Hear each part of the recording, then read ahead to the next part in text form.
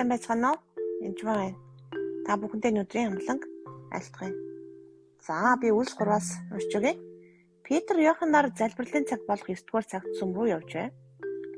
Төрөлхийн хазгаар нэгэн хүнийг хүмүүс авчран сүмийн төслөн тэмээс таамаг алганы дэргэд суулгаж тэр хүн өдөр бүр сүм дэрэгтээс гуйлга гуйдаг байжээ. За энэ хүн төрөлхийн хазгаар буюу яг үүндээ төрөлхийн суугаа хүн байгаа.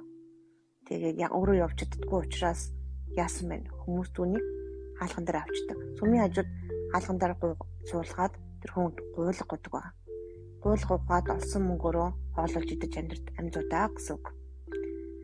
Петр Иохан нарыг сүм рүү очиход тэр тэндээс гуйлга гуйж эхлэв. Петр Иоханы хамт түүн рүү харцдсан наашаар гэв.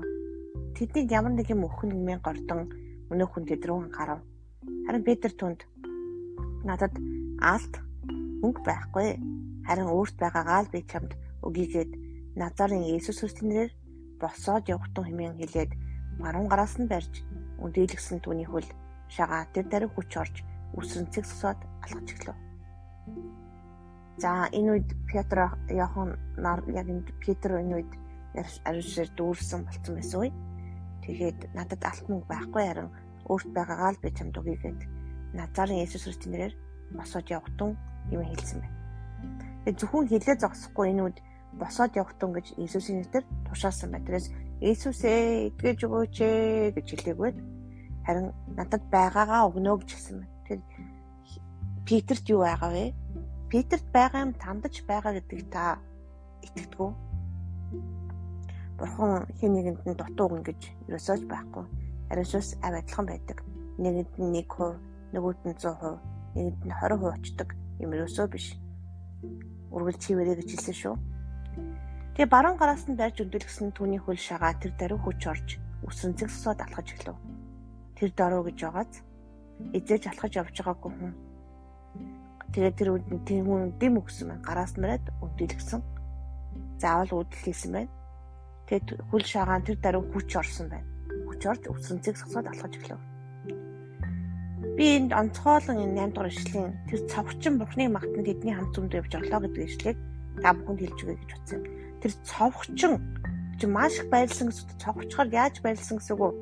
Та нар бодтоо өөрийгөө хөлдөр 2 гэлээ өндөр өргөө цовхчоод баярлчин гэж эзнийг магтан баярлчин гэж бодтоо. Бурхныг магтан тэднийг хамт зүмд явж орлоо гэж. Магтаад зогсохгүй сүмд ороод тэрэнд яасан мар хамт тэдэртанд баярлсан байна. Тэгээд идэрэл чөлөөлт ч юм уу хин нэг идэрэх үед хамт баярладаг хүмүүс маш цөөхөн байдаг. Ялангуяа бид нар монголчууд нэг тийм сэтгэл хөдлөлөө гаргахаа болцсон юм уу? Эсвэл ингээд эзнийг хараад гайхамшигдээд би үнэхээр баярладаг. Эзэн минь ээ ямар гоё юм бэ? Хараад үнэхээр гайхдаг ба. Таалагддаг ба. Тэгээд нэгэн удаа нэг ихч байсан. Зүрхийн залбирсан. Тэр үнэхээр хүнд өвчтөй байж байгаа гэдгээс тэгээ байн имлэг төвтдөг зүрхнээсээ болоод байж байгаа л зүрх гэдэг.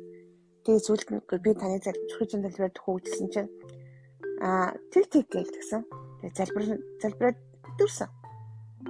Таны зүрхчүүд зүгээр болох ч болоо гэж хэлсэн. Тэгсэн чинь тэгээд бүтэн сар имлэгээр ч яваагүй зүрхэн ч өвдөөгүй. Дараа нь ирснэ. Энд чинь миний нэг юу өвдөд ах шиг байна. Ууршиг ч юм уу өөр юм өвдөд ах шиг байна. Хөө нөгөө зүрх яасан? Тийм зүгээр болсон. Гү та талархсан үү эзэнд? Гү та гэрчилсэн үү? Ягаа хөө зүгээр болсон юм чинь тэгж яах вэ гэж хэлсэн. Энэ хүн эзнийг магтаж байгаа. Эзнийг магтаа зогсохгүй гэрчилж байгаа. Үнэхээр гайхамшигтай. Яагаад гэрчлэх ёстой байд юм бэ? Яагаад? Хин нэгэн тэр залбирсан хүн алдрыг авах гэж байгаа юм биш л те. Петр эндээс алдрыг авахгүй. Бурхныг магтаж дараач ишлэг ороход Бурхныг магтан алхаж буй түүнийг бүх хүмүүс хараад сүмний төсөн даамаа алганы дэргэд гуйлга гуйхаар суудаг байсан нэгэн болохыг таньж түнд юу тохиолдсон үзээд гайхаж хоцорсон билээ.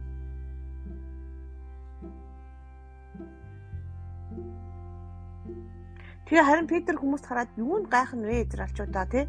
Бид өөрсдийнхөө хүч эсвэл сүсгээр энэ хүний явдаг болгосон мэт ингэтлээ юунд биднийг ширтнэ? Авраамын бурхан, Исаакийн бурхан, Яаковын бурхан, бидний зөв хүүхдийн бурхан өөрийн үйлчлэгч Есүсийг алдаршуулжээ. Түүнийг та нарт таныг барьж өгсөн харин Пилат түүнийг чөлөөлөхөр шийдсэн байхад та нар түүнийг өмнө үүсгэсэн шүү дээ. Ариун угаа зөвхт нэгний та нар үүсгэсэн атлаа алуурчны өршөөхийг гуйсан боловч үгцээс Бурхны босгосон амийн зохиолчийн алуусан билээ. Үүнийг өсөн та нараа гэж.